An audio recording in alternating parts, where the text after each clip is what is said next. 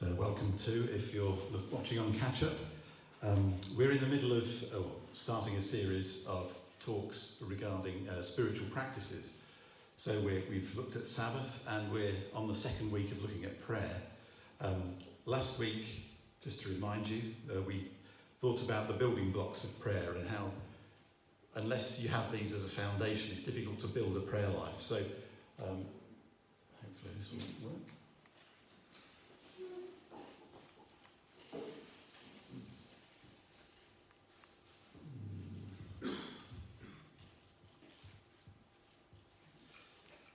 Technology, I love technology, it's great. It never works. Oh, you want it to work? I don't know why that isn't clicking. It's happened before once and it was... might need you to flick the...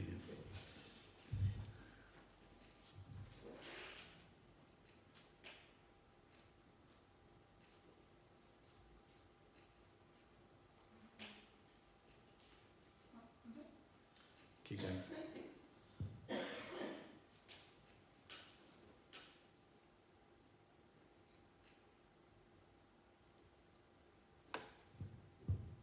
Bear with me a minute.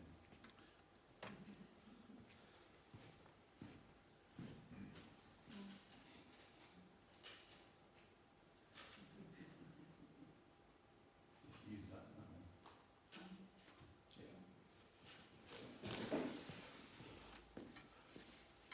So these are the foundations that we talked about last week, based on Jesus' teaching from the Lord's Prayer.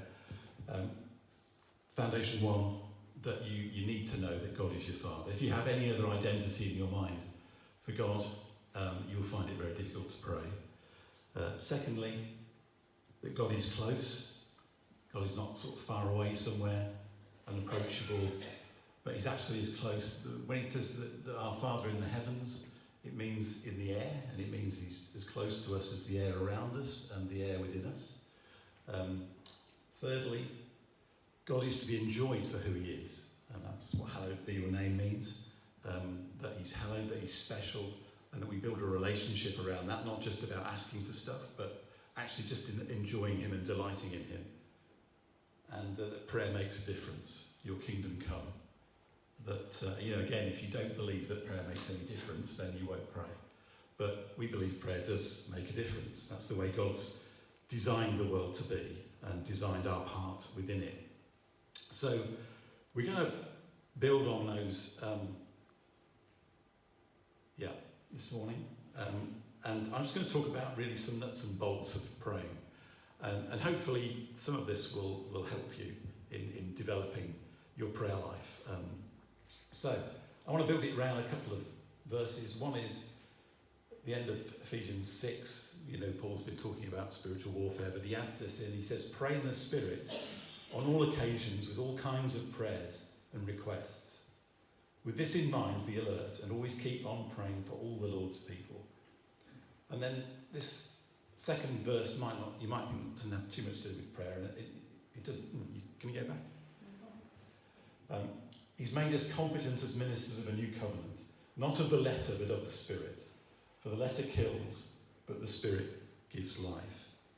And I want to begin the nuts and bolts by just thinking about that particular last phrase that Paul mentions in 2 Corinthians. The letter kills, but the Spirit gives life. I don't know, I'm trying to use this still, but anyway. Yeah. Was that me? No, it's you. Hey. Why does technology do that? It doesn't work and then it works? I don't know. So,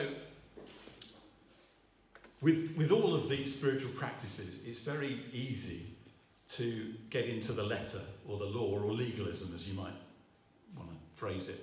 And we know that, as Jesus taught in the Sermon on the Mount, the Pharisees, in their spiritual practices, were just legalistic. They were doing things for all sorts of bad reasons. And I thought it was just worth contrasting what it means to pray, as Paul said, in the Spirit, rather than praying legalistically. And we're all sadly rather drawn to legalistic things. I think it's part of our fallen humanity, and it takes a bit of retraining in the Spirit to move away from that kind of legalistic thought pattern and move to the Spirit. So these are the kind of things, and I'll go through these quickly, that characterise a legalistic approach to prayer and other spiritual disciplines. But first, appearance. We do things just for appearance sake. Just, like the Pharisees used to like to pray on the street corners to be noticed. And often our prayer life can be more about, how can I develop something that I can be noticed about? Whether that's in sort of public prayer and so on. So it's often about appearance. It's about formulas. If you try and pray just sort of out of a formula way that you think, oh, if I just pray this, it'll work, or whatever. But legalistically, we often try and we think that way. So if you ever become sort of caught up in formulas, that maybe you've lost the Spirit. Earning, it's maybe we pray because we want to earn something. We want to earn God's approval or God's favour. So we think, if we just pray enough, but we don't need to do that because we've already earned His favour. It's a gift to us on the cross. So earning, restrictive. If our prayer life becomes very restrictive, a little blinkered, we have to do it in a certain way. It's more about head knowledge than it is heart. And it's very rigid. Often prayer life can become quite a rigid, restricted thing. Tradition, we've always done it this way. It's more about, I ought to do this, or I should do this. There's a feeling of sort of, we're doing it under pressure, or because we feel we should. It becomes more about performance. And it can become something about competition. We feel we're a better prayer than somebody else. I don't know, what's all that about? But we do sometimes think that way. Or it becomes striving. It's all about, if I just work hard enough at it, then it'll work. So I think those words were that you can maybe think of others, but those are the words that came to mind when I thought about legalism and the letter, which Paul says kills. And we can kill all of these things, whether it's reading the Bible, whether it's Sabbath, whether it's prayer. We can kill them if we ignore the Holy Spirit. So, in contrast, praying in the Spirit is about creativity. It's about, thinking outside the box. It's about hiddenness. Jesus said, when you pray, go into your room. It's more about, what's going on in a hidden sense. It's about freedom. We find, there's a real freedom in praying in the Spirit. There's a delight to it. We're doing it because actually we begin to enjoy it. And that's when, you've really started to crack prayer as a spiritual practice, when you think, actually, I'm really starting to enjoy this. I like being in God's presence, and so it's a delight about it. It's heart and head. So it is head, and when we do pray with our minds, but it's also about what's going on inside of us, and that the whole emotional part of us, and it's praying with our whole beings. There's a freshness about it, simplicity and honesty. And often when we're legalistic, we can become complicated. But Jesus again said, when he was talking in the Sermon on the Mount about prayer, he said, don't use all the long words like the pagans do, that babble on and on and on. There's something simple about prayer in the presence of the Spirit. It's flexible. We know that it's a grace gift. And there's a wonder about it. So those were the kind of words that when I was thinking about Paul saying, pray in the Spirit and the Spirit giving life, those were the kind of words that came into my mind. And that's how we want our prayer life to be, full of those things: creativity, freedom, delight, heart and head freshness. So, having said that, we're going to build on that. And I'm just going to give you really some nuts and bolts stuff now about prayer. So when and where? I think this is a very individual thing. Often we talked a lot, and I hate the phrase "the quiet time." It's kind of become almost, we use it and we think, have you had your quiet time? Well, let's think a bit more creatively about it. And it's a very individual thing. So prayer times will work in different ways for each of us because we are all very different. We're all very different in how we work. Some of us are morning people, some of us are evening people, some of us, but some of us probably never concentrate any time of the day, but that's probably me. But you know, we have to find out what works for us and go with it. And don't be concerned if your prayer life looks quite different to somebody else's. You know, because this is God working with us in our individual personalities, who we are, and finding. So it's great to practice and be creative, try things out, see what works, what doesn't work. So yeah, be creative. And start where you are. That's important. Start where you are. Don't try and do an hour's prayer if you know you're finding it hard to concentrate for 4 or 5 minutes. You know, start with where you are and work on it. And you find that as you do that, then it deepens, and you know you can pray for longer periods and so on. So blocks of time, you know, praying for longer periods. You know, we know that was the pattern of Jesus, that sometimes it tells us, as we were reminded last week, that he spent all night in prayer. You know, I can never claim to be anywhere near that kind of level in my prayer life. But I'm starting where I am, and I'm trying to build on it and work at it. And it does prayer is an art form, as much as any other form of conversation or communication is. It's an art we learn. So we do need to carve out blocks of time if we can to do this. When that might be in the day for you might be very different to when it is for me. And we also have to work with our stages of life and what's going on in our lives and so on. I've said this before, but often for me, I just try and find the times when it's quiet and it works for me. And you know, all of us have those moments, whether it be in the shower at the beginning of the day. You know, all of us, I've said this before, all of us tend to wash, don't we, when we get up in the mornings. I'm trusting you do anyway. But you know, there's just those, I mean, however running 10 minutes, 15 minutes in the shower, or whatever you're doing, is just that's when I start praying. I pray, just come and be with me in my day, and I commit myself to him. And there's just those few minutes when you're doing that, or there's, you know, those moments when you're in the car, driving somewhere and you're getting stuck in traffic, and I found that to be a very helpful time when I can just pray sometimes. Sometimes I've had worship music on in the car, but sometimes I just switch it off and use those moments to pray. Or walking, I love to walk and pray. It's something that particularly helps me. That I'll go off and just walk and talk to God. And sometimes I quite like to sit with God and have a cup of coffee with him. Because it's the way I would communicate if I was meeting somebody else for a time and we were chatting. We'd probably meet over a coffee. So I've got into a bit of a habit of just taking a cup of coffee and praying. I sip my coffee and talk to him, and you know, it's just helpful to me. But you know, so be creative. You know, and it's often we can just find those small moments in life when we can just reconnect. Some people really find it helpful to do what they call fixed hour prayer. And I know there's a guy who came to speak to us who was one of Helen's friends from coaching, who says he has a little alarm on his smartphone which goes every hour, and it just enables him to sort of tune in again to God, and he'll just spend a couple of minutes praying and asking God what he's doing and whatever.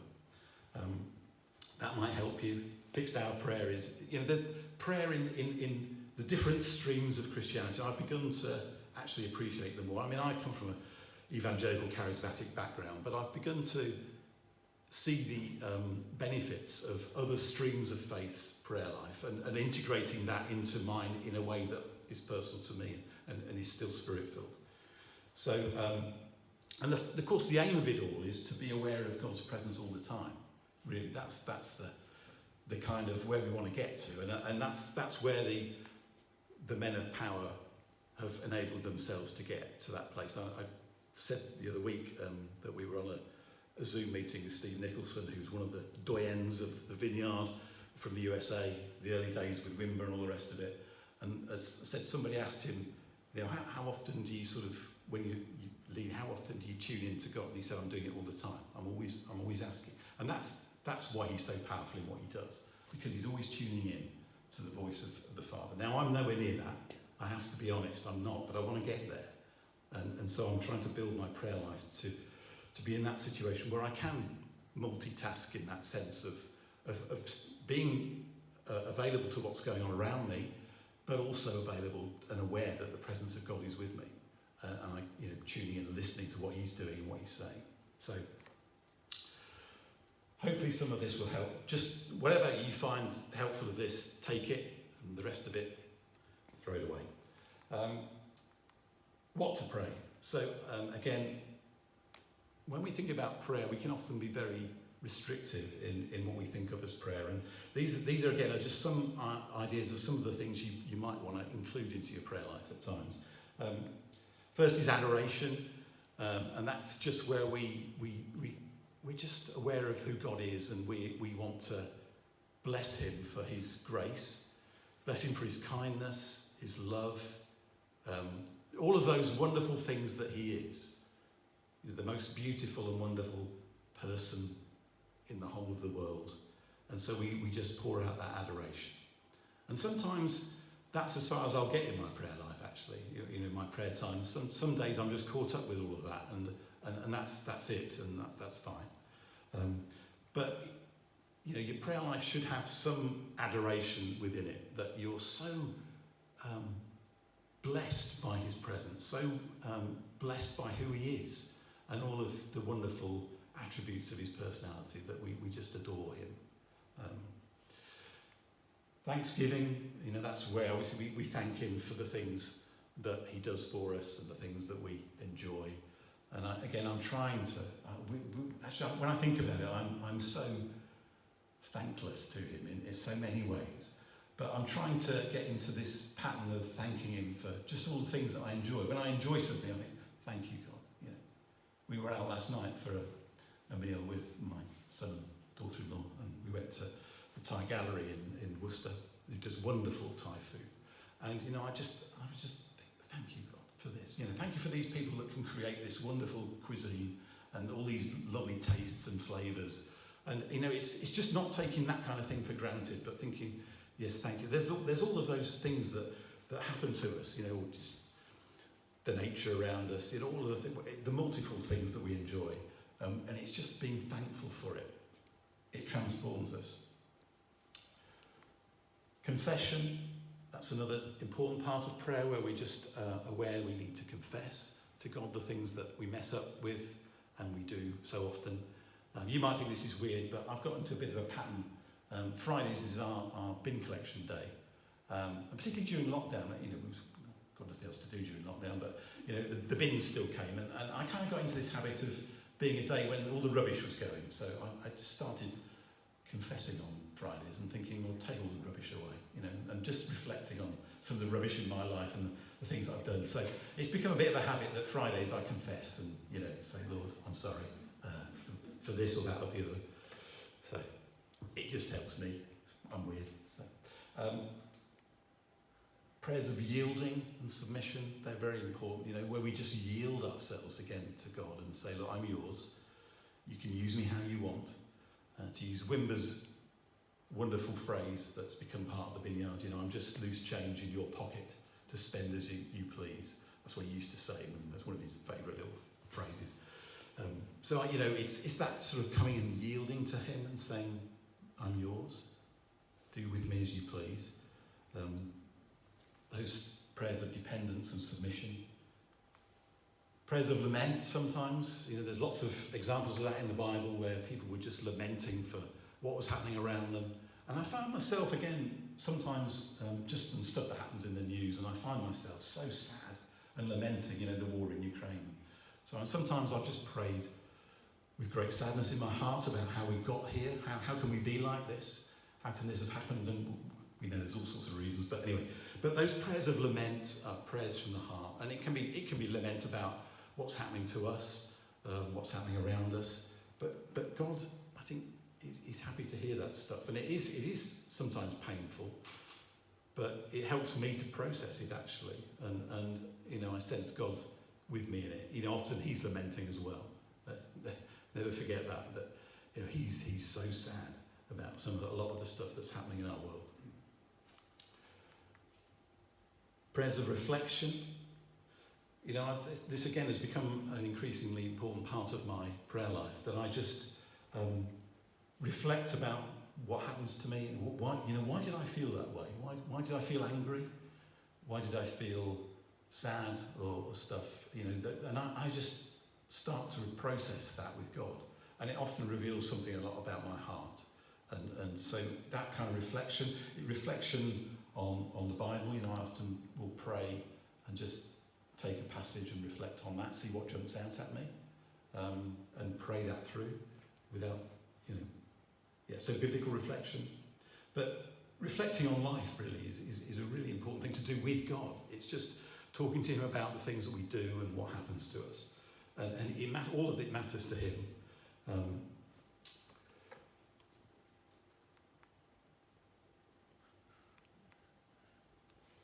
Prayers of contemplation. Again, this is probably, this coming out more of the monastic movement and all the rest of it. But as I've read some of that stuff, I found it really helpful. Certainly starting to just do things like sitting with God with no agenda, and just enjoying him and seeing where it goes. That has become, I've tried to do that, and it's becoming easier to do it. I mean, it wasn't easy to start with, but it's becoming slightly easier. And sometimes I'll just sit with him and just, okay, there's no agenda, what do you want to say? And just see where my thoughts go, and see where he leads me. So contemplative prayer, if I can say it. Prayers of centering, just recentering my life around God. And of course asking, I have to get there eventually. It's usually where we start, actually, isn't it? Let's be honest. Often where I still start, even though there's all this other stuff. It's often where we start. But of course God does want us to ask. And for our needs, give us this day our daily bread. For our wants and desires, for protection in battle. We are in a battle for our souls, and it's that lead us not into temptation. We pray for protection. We pray for help, for the Spirit's filling. I'm always saying help. I need help a lot of the time. It is right to ask for ourselves and for others. The Bible encourages to do that. So, look, there's a whole area of prayer, and there's loads of ways to pray. So often when I started to think about it and listed all these down, I kind of think, well, how is it that I get fed up after 10 minutes? There's so much there, really. But it is just all of those distractions of life that we have, and we have become very distracted as people. And I talked about some of the reasons for that last week, so I won't go over it again. But and finally, this bit. Communication with God is not just about what we say, but even probably more, it's about listening. And it is possible to do this. This is Jesus in John 10. My sheep listen to my voice. I know them, and they follow me. It's one. I heard a story once. I don't know how true this is, but I heard a story that Mother Teresa was once being interviewed by a journalist about prayer. And the journalist said to Mother Teresa, what do you say to God when you pray? And she said, I don't say anything, I listen. He said, well, what does God say? And she said, he doesn't say anything, he's listening. Now, I think she was probably messing with him, but it is about listening. And that's one of the most important parts of prayer. And one of the hardest to actually get right and to get a handle on, but to listen. But when we come to Jesus, there is no barrier anymore, and we are able to come right into God's presence. And we have the Spirit within us, and this still small voice is able to speak into our lives. And it's just about really beginning to pay attention to what happens and God doesn't always answer our questions, prayers immediately, but he's often wanting to answer them in different ways. And the Spirit is able to act. This is beyond my understanding, really, but the Spirit is able to influence our consciences and our minds once we become Christians. So our thoughts and the things we see and impressions and pictures, God is able to speak into those things. It's not, God doesn't often speak by an audible voice. I think I can probably say there's been one occasion when I've sensed an audible voice from God. It's very rare, but usually he speaks through the things that go on in my head, actually. But it's actually coming to realise that that's true. And of course, that's not easy because there's all sorts of other voices in our heads as well. But it is possible. I remember when I was, it was in the period of time when I'd been rejected, is that the right word? I don't know, turned down by the Church of England to become a vicar. And we were beginning to explore what that meant, having gone through the whole process right to the last bit where they interviewed and all the rest of it. And somebody had already given us a word about, you should be planting a church with vineyard, and I thought, you're mad. But they were right, of course, they weren't mad. They were right, and I was wrong. But during that period, I was, at that stage, I'd been out of work for 12 months and just started working at Peterborough Council. And we were still living in Northamptonshire then, so I was travelling over there. And I was, we were desperately praying about, God, what's the future? What's the future? And during one particular week when I was doing my 40-minute commute to Peterborough and back, I saw a coach with the word Souls on it. And I'd never seen that particular, it's obviously a coach firm that were called Souls. But I saw a coach with this on about 3 times in the same week. And I thought, are you trying to tell me something? And so I prayed, is there something going on here? And he just said, I still want you to look after people's souls. And it was that kind of confirmation that although the Church of England route had been shut to me, there was something else. But it was just being willing to notice what was going on around me and thinking, actually, he's got saying something here. And it's just getting into that situation where we're open to God. And thinking actually that the thoughts and the thoughts of patterns that we have can often be Him. Now I know that there are a couple of things which Pete Greig has sort of become the modern guru of prayer, and we need somebody who is, so that's good. But in his book, How to Pray, there's a chapter on listening, and the question we often is this really God, or is this just me, or is it some other voice or whatever? And that's a valid question. And he says he asks 2 questions. He says, is this like Jesus? If I obeyed this idea, would the resulting action reflect the character and purpose of Christ? Is it the sort of thing that he would do? So that's a good question to ask. What's the worst that could happen if I were to get this wrong? And he says, if the answer is actually it would be a disaster if I get this wrong, then the red lights start flashing. I pause and pray and ask advice from others. I take a little time to discern the best way forward. My general rule of thumb is to be wary of words that are harsh, heavy or directional. I think it's very wise counsel when we're thinking about listening. And we do think, is this really God speaking to me? And those 2 questions, is this like Jesus? And what's the worst that would happen if I did this and got it wrong?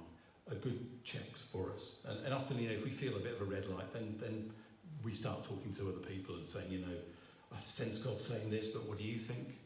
We receive the counsel of one another. I think I'm done, really. So I hope some of that's useful. All I'm trying to do is spark some things into your mind and thinking, actually, how I'm doing prayer, can I do it differently? Should I be doing it differently? Should I try new things? If you want those list of prayer things, types of prayer, then we can let you have them later, just to remind you. Because sometimes we do need reminding. Actually, I suddenly think, I haven't been thankful recently, or I haven't done this, or that. Sometimes prayer can just get into that routine of asking, and I've forgotten how wonderful He is, and all the rest. So I hope this is helpful.